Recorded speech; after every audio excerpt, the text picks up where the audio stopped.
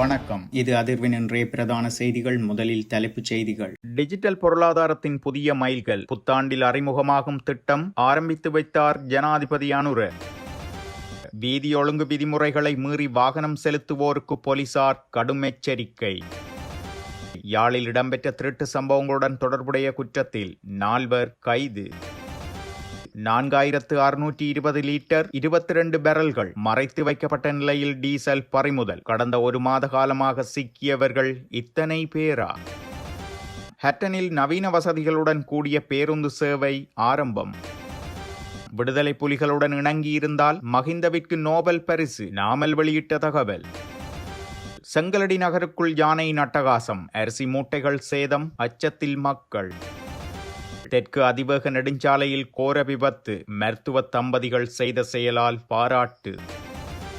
அமெரிக்க ஜனாதிபதி Donald Trump விடுத்த எச்சரிக்கை, ஈரானின் நையாண்டி பதில். நிரந்தர போர் நிறுத்தமே தீர்வு, ஈரான் 10 அம்ச பதில் அறிக்கை.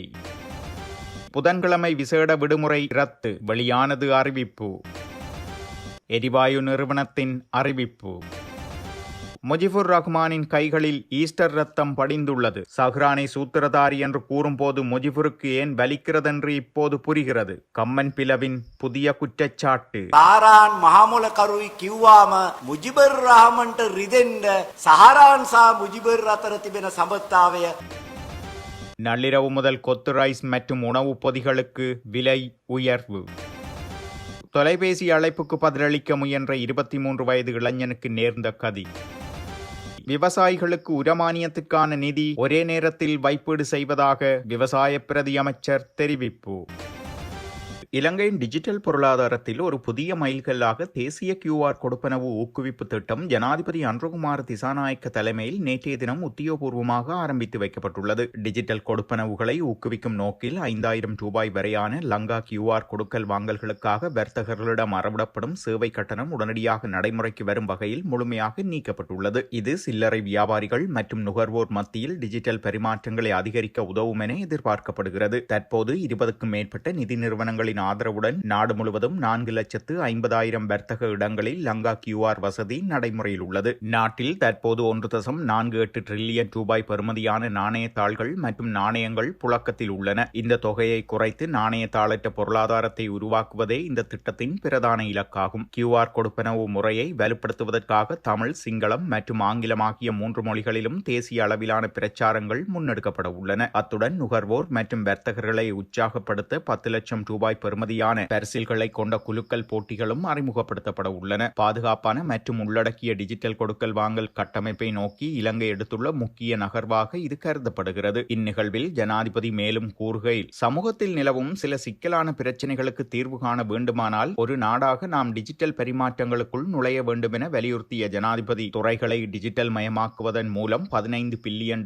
டிஜிட்டல் பொருளாதாரத்தை கட்டியெழுப்பும் இலக்கை அரசாங்கம் கொண்டுள்ளதாகவும் குறிப்பிட்டுள்ளார். மேலும் QR என்று சொன்னாலே மக்களின் நினைவுக்கு வருவது எது? எரிபொருளை கட்டுப்படுத்துவதற்கான ஒரு கருவி. QR ஊடாக உரம் வழங்கப்பட உள்ளதாக கூறிய போது உரத்தையும் குறைக்கப் போகிறார்கள் என ஒரு கருத்து உருவானது. இவ்வாறு QR என்பது இறுதியாக கட்டுப்படுத்தல் என்ற ஒன்றிற்குள் சுருக்கப்பட்டு விட்டது. எனவே கொடுக்கல் வாங்கல்களுக்கும் இது கொண்டுவரப்படும் போது இதுவும் ஒரு கட்டுப்பாடா என்று மக்கள் நினைக்கக்கூடும். அதனால் இது குறித்து ஒரு விசேட விழிப்புணர்வு திட்டம் அவசியமானது. ஆரம்பிக்கப்பட்டுள்ள இந்த நடவடிக்கையின் மூலம் எமது நாட்டில் QR குறியீடுகள் ஊடாக இடம்பெறும் அனைத்து கொடுக்கல் வாங்கல்களையும் மிக வேகமாக பிரபலப்படுத்த முடியும் என நாம் நம்புகிறோம் என்றும், இந்த வாய்ப்பை பயன்படுத்திக் கொண்டு புத்தாண்டு கால கொடுக்கல் வாங்கல்களை QR குறியீடுகள் ஊடாக மேற்கொள்ளப்படும் கொடுக்கல் வாங்கல்களுக்காக மாற்ற முடிந்தால் அது ஒரு சிறந்த திருப்பு முனையாக அமையும். அப்போது மக்கள் அதனை ஏற்றுக்கொள்வார்கள். எமது சமூகம் புதிய விடயங்களை ஏற்றுக்கொள்ள தயாராக உள்ளது. ஆனால் புதிய விடயங்கள் கவர்ச்சிகரமானதாகவோ அல்லது இலகுவானதாகவோ இல்லாவிட்டால் மக்கள் அதனை ஏற்றுக்கொள்ள மாட்டார்கள் எனவும் ஜனாதிபதி குறிப்பிட்டுள்ளார்.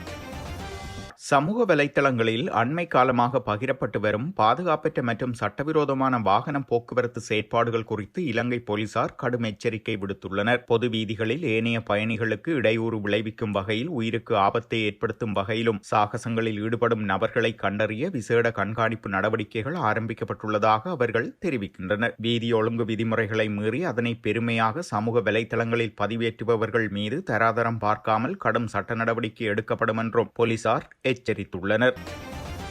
யாழ்ப்பாணத்தில் இருவேறு இடங்களில் நகைகள், பணம் மற்றும் பொருட்களை களவாடிய குற்றச்சாட்டில் 4 கைது செய்யப்பட்டுள்ளனர். கைது செய்யப்பட்ட 4 இருந்து களவாடப்பட்ட பொருட்களில் ஒரு தொகுதி மீட்கப்பட்டுள்ளது. யாழ் நகரில் நவீன சந்தை கட்டட தொகுதியில் உள்ள ஒரு கடையொன்றில் 3,60,000 ரூபாய் பெறுமதியான விலைகள் திருடப்பட்டுள்ளது. அதேவேளை கலட்டியம்மன் கோவிலுக்கு அருகில் உள்ள வீடொன்றில் 3.5 பவுண்ட் தங்க மோதிரம் மற்றும் 25,000 ரூபாய் என்பன களவாடப்பட்டுள்ளது. குறித்த இரு திருட்டுச் சம்பவங்கள் தொடர்பிலும் யாழ்ப்பாணம் தலைமையக போலீஸ் நிலையத்தில் முறைப்பாடு செய்யப்பட்டது. அது தொடர்பான விசாரணைகளை மேற்கொண்ட யாழ்ப்பாணம் தலைமையக போலீசார் 4 பேரை கைது செய்ததுடன் அவர்களிடமிருந்து களவாடப்பட்ட பொருட்களையும் மீட்டுள்ளனர். கைது செய்யப்பட்ட 4 போலீசார் தீவிர விசாரணைகளை முன்னெடுத்து வருகின்றனர். சூட்சுமமாக மறைத்து வைக்கப்பட்டிருந்த ஒரு தொகுதி டீசல் எரிபொருட்கள் தொடர்பில் கல்முனை தலைமையக போலீசார் விசாரணைகளை மேற்கொண்டு வருகின்றனர். அம்பாறை மாவட்டம் கல்முனை தலைமையக போலீஸ் பிரிவுக்குட்பட்ட புறநகர் பகுதியொன்றின் வீடொன்றுடன் இணைந்த களஞ்சிய சாலையில் டீசல் எரிபொருள் பதுக்கி வைக்கப்பட்டு உள்ளதாக மாவட்ட குற்றத்தடுப்பு பிரிவினருக்கு கிடைக்கப்பெற்ற தகவலுக்கு அமைய கைது நடவடிக்கை ஒன்றும் மேற்கொள்ளப்பட்டுள்ளது. இதன்போது குறித்த வீடொன்றுடன் இணைந்த களஞ்சிய சாலையின் மேற்பார்வையாளராக கடமையாற்றிய 39 வயதுடைய சந்தேக நபர் கைது செய்யப்பட்டதுடன் அங்கு 22 பேரல்களில் மறைத்து வைக்கப்பட்டிருந்த நிலையில் 17,64,840 ரூபாய் பெறுமதியான சுமார் 4,620 லிட்டர் டீசல் மீட்கப்பட்டுள்ளன. மேலும் இவ்விடயம் குறித்து சட்ட நடவடிக்கைகளை கல்முனை தலைமையக போலீசார் மேற்கொண்டு வருகின்றனர். இதேவேளை கடந்த மார்ச் மாதம் 3ஆம் தேதி முதல் இம்மாதம் ஏப்ரல் 4ஆம் தேதி வரையான காலப்பகுதியில் 1 மாத காலமாக நாடளாவிய ரீதியில் முன்னெடுக்கப்பட்ட விசேட சோதனை நடவடிக்கைகளின் போது சட்டவிரோதமான முறையில் எரிபொருளை சேமித்து வைத்திருந்த 31 பேர் கைது செய்யப்பட்டுள்ளதாக காவல்துறை தெரிவித்துள்ளது.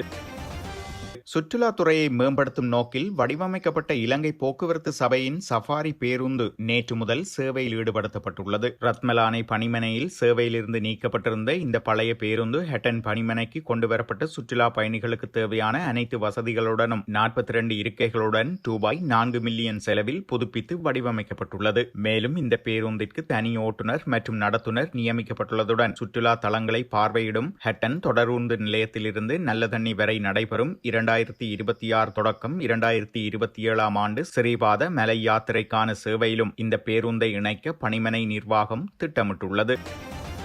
இலங்கையில் போர் இடம்பெற்றிருந்த போது தமிழீழ விடுதலை புலிகளுடன் இணங்கி செயற்பட்டிருந்தால் அப்போதைய ஜனாதிபதி மஹிந்த ராஜபக்சவிற்கு நோபல் சமாதான விருது கிடைத்திருக்கும் என நாடாளுமன்ற உறுப்பினர் நாமல் ராஜபக்ச தெரிவித்துள்ளார். மேலும் சமூக பாதிப்புகளின் போது மக்களின் சார்பில் செயற்பட்டுள்ளதாகவும் கோவிட் பெருந்தொற்று காலத்தில் 4 தடவைகள் 5,000 ரூபாய் கொடுப்பனவு வழங்கப்பட்டதாகவும் அவர் தெரிவித்துள்ளார். தற்போதைய நெருக்கடி நிலையை விடவும் கோவிட் காலம் மிகவும் சிக்கல் மிக்க காலம் என்றும் அவர் சுட்டிக்காட்டியுள்ளார். தமிழீழ விடுதலை புலிகளுக்கு எதிரான போரின் போது நீங்கள் அந்த பக்கத்தை பார்த்துக் கொள்ளுங்கள், நாங்கள் இப்பக்கத்தை பார்த்துக் கொள்கிறோம் என ஜனாதிபதி மஹிந்த தீர்மானித்திருந்தால் இன்று அவருக்கு நோபல் சமாதான விருது கிடைத்திருக்கும் என நாமல் ராஜபக்ச குறிப்பிட்டுள்ளார். எனினும் சமூகத்தின் நலனை கருத்தில் கொண்டு போரை வென்றதாகவும் அவர் சுட்டிக்காட்டியுள்ளார். தமிழீழ விடுதலை புலிகளை தோற்கடித்த காரணத்தினால் கொலைகாரராகவும் திருடராகவும் மஹிந்த சித்தரிக்கப்பட்டார் என்றும் கோவிட் காலத்தில் மக்கள் பாதிக்கப்படுவதனை தவிர்ப்பது எமது இலக்காக காணப்பட்டது என்றும் அவர் குறிப்பிட்டுள்ளார். சர்வதேச நாணய நிதியம் போன்ற அமைப்புகளின் ஆலோசனைகளை கருத்தில் கொள்ளாது மக்களை பாதுகாப்பதற்காக தமது அரசாங்கம் சிரத்தையுடன் செயற்பட்டது என்றும் நாமல் ராஜபக்ச சுட்டிக்காட்டியுள்ளார். அறகலைய போராட்டம் முன்னெடுக்கப்பட்ட போது பங்களாதேஷ் மற்றும் நேபாளம் போன்று போராட்டக்காரர்களை கொலை செய்யாது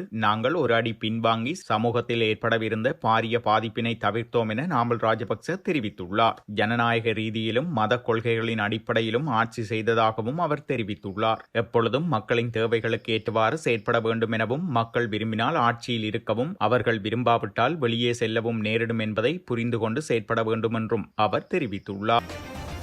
தெற்கு அதிவேக நெடுஞ்சாலையில் நேற்று இடம்பெற்ற கோர விபத்தில் சிக்கியவர்களை மீட்டு மருத்துவமனைக்கு அனுப்ப விபத்து ஏற்பட்ட போது வீதியால் சென்ற மருத்துவ தம்பதிகள் உதவி புரிந்த சம்பவம் நெகிழ்ச்சி ஏற்படுத்தியுள்ளது. தெற்கு அதிவேக நெடுஞ்சாலையில் தொடங்குட மற்றும் வெளிவண்ண நுழைவாயில்களுக்கு இடையே நிறுத்தி வைக்கப்பட்டிருந்த கொள்கலன் ஊர்தியுடன் சீமெந்து தூள் ஏற்றி வந்த பவுசர் வாகனம் ஒன்று மோதி பாரிய விபத்து ஏற்பட்டுள்ளது. இந்த விபத்தில் 2 சாரதிகள் உட்பட 4 படுகாயமடைந்த நிலையில் வைத்தியசாலையில் அனுமதிக்கப்பட்டுள்ளதாக அதிவேக நெடுஞ்சாலை போக்குவரத்து போலீசார் தெரிவித்திருந்தனர். விபத்து நடந்த வேளையில் அந்த வீதியால் பயணித்த கம்பருப்பிட்டிய ஆதார வைத்தியசாலையின் அவசர சிகிச்சை பிரிவில் பணியாற்றும் வைத்தியர் கித்மா குணரத்ன மற்றும் அவரது கணவரான தெனியாய தேரங்கல ஆரம்ப சுகாதார மத்திய நிலையத்தின் வைத்தியர் வித்வ கழுதொட்ட ஆகியோர் உடனடியாக செயற்பட்டு சுமார் 2 மணித்தியாலங்களுக்கு மேலாக அவ்விடத்தில் தங்கியிருந்து மீட்பு பணியில் ஈடுபட்டுள்ளனர். இவர்கள் உயிரிழப்புகளை தவிர்க்கும் நோக்கில் போலீஸ் விசேட அதிரடிப்படையினருடன் இணைந்து காயமடைந்தவர்களுக்கு அவசர சிகிச்சைகளை வழங்கியுள்ளனர். விபத்தில் காயமடைந்தவர்கள் களுத்துறை நாகுட போதனா வைத்தியசாலையில் அனுமதி அனுமதிக்கப்பட்டு சிகிச்சை பெற்று வருகின்றனர். இந்நிலையில் சம்பவம் இடம்பெற்ற வீதியில் மீட்பு பணியாளர்களுடன் நின்று தாமும் சேவையாற்றிய மருத்துவ தம்பதிக்கு பலரும் பாராட்டு தெரிவித்துள்ளனர்.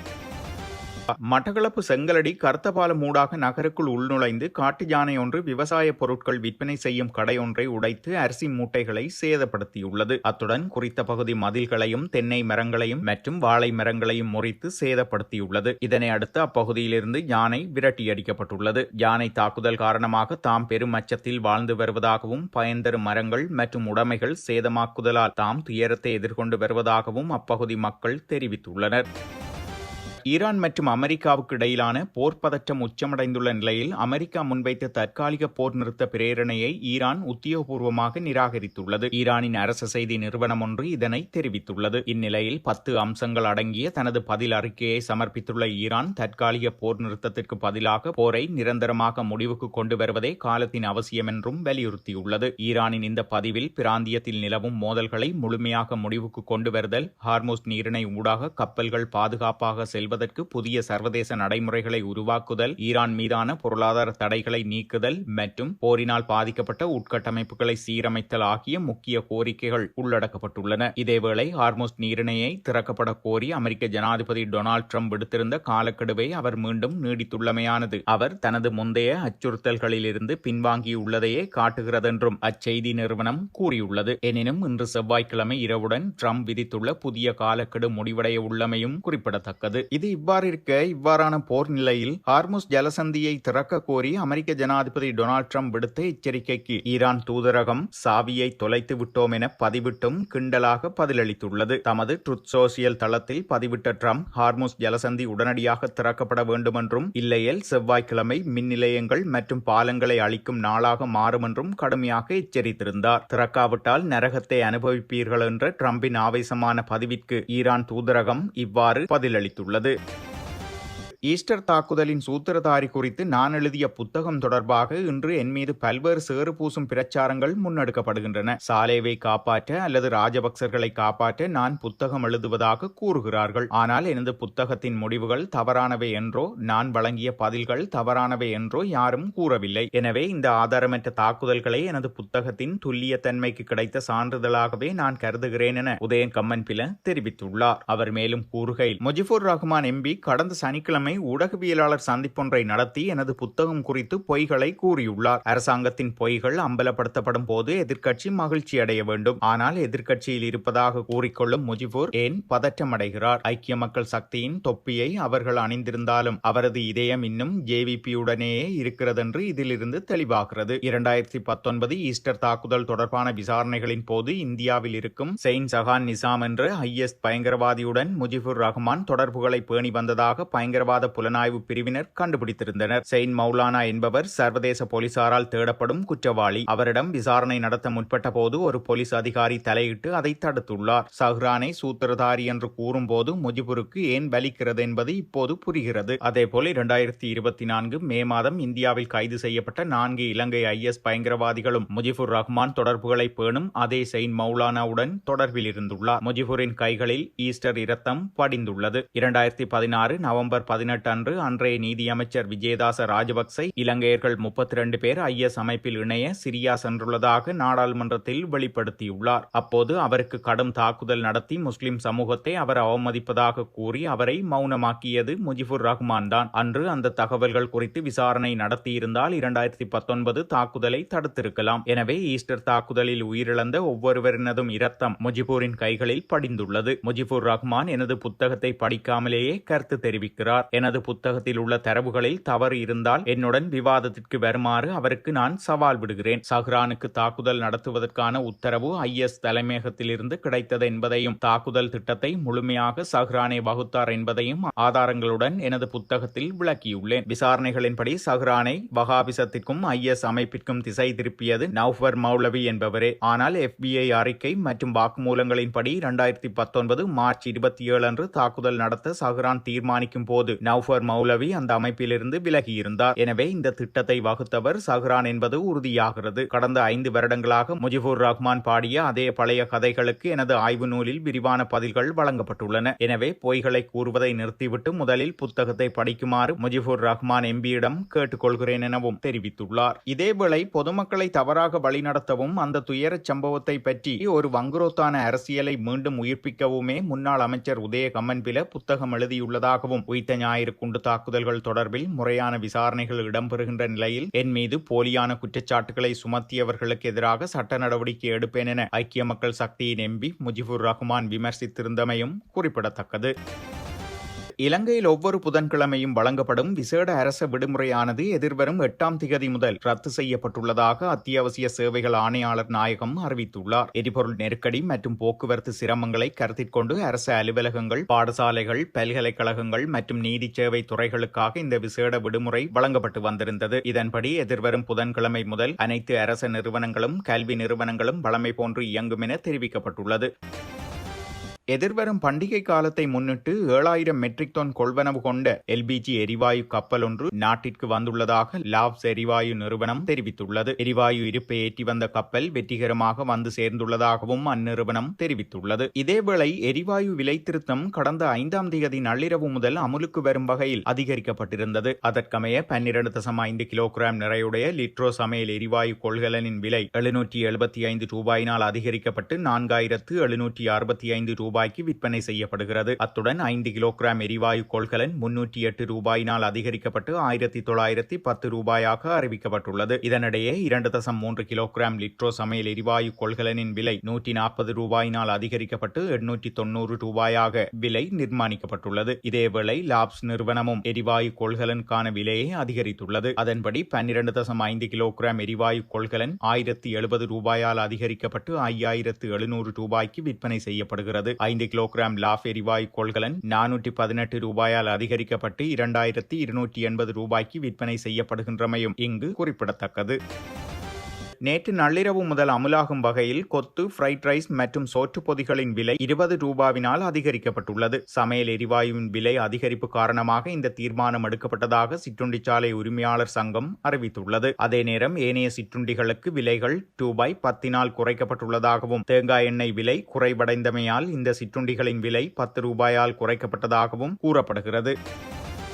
பொலனறுவை மகியங்கனை வீதியின் 41வது மைல்கல்லுக்கு அருகில் இடம்பெற்ற மோட்டார் சைக்கிள் விபத்தில் இளைஞர் ஒருவர் உயிரிழந்துள்ளார். மோட்டார் சைக்கிள் ஓட்டுநரின் கட்டுப்பாட்டை இழந்து வீதியை விட்டு விலகி மரமொன்றில் மோதியதாலேயே இந்த விபத்து ஏற்பட்டுள்ளது. விபத்தில் படுகாயமடைந்த குறித்த இளைஞர் தெஹியத்த கண்டிய வைத்தியசாலையில் அனுமதிக்கப்பட்ட பின்னர் உயிரிழந்துள்ளதாக போலீசார் கூறுகின்றனர். குறித்த இளைஞர் மோட்டார் சைக்கிளில் பயணித்துக் கொண்டிருந்த போது தொலைபேசி அழைப்பொன்றிற்கு பதிலளிப்பதற்காக கையடக்க தொலைபேசியை எடுக்க முற்பட்ட போதே மோட்டார் சைக்கிள் கட்டுப்பாட்டை இழந்து வீதியை விட்டு விலகி மரத்தில் மோதியதாக கூறப்படுகிறது.